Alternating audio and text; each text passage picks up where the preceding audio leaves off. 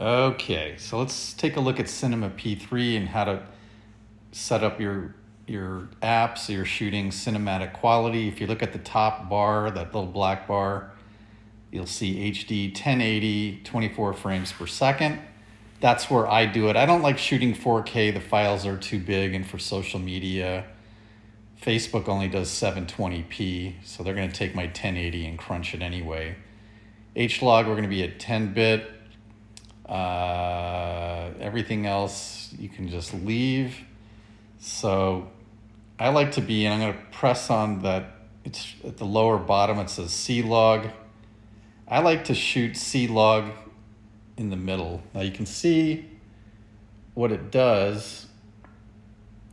I could even go a little lower. It takes the shadows out of the corners.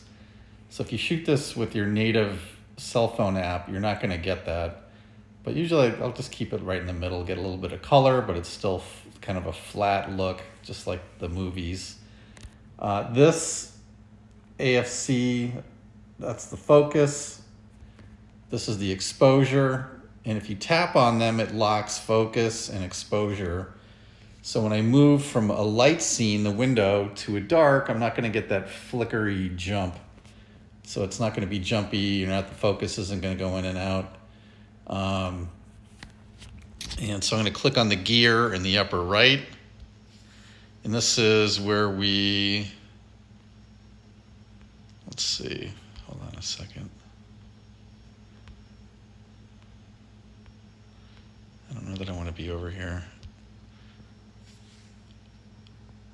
I'm sorry, lower left, click on the film. That's where you adjust the settings. So I go 1080p, 24 frames per second. I go HLOG 10-bit.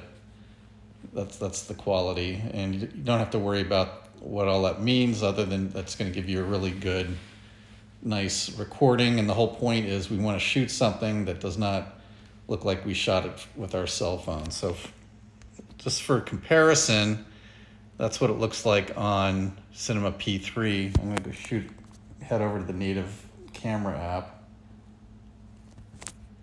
And if I go to video, you can see how it's darker in the corner. So that it's adjusting for the brightness of the outside, which is what we want, but it's making everything dark inside. So let's go back to CinemaP3.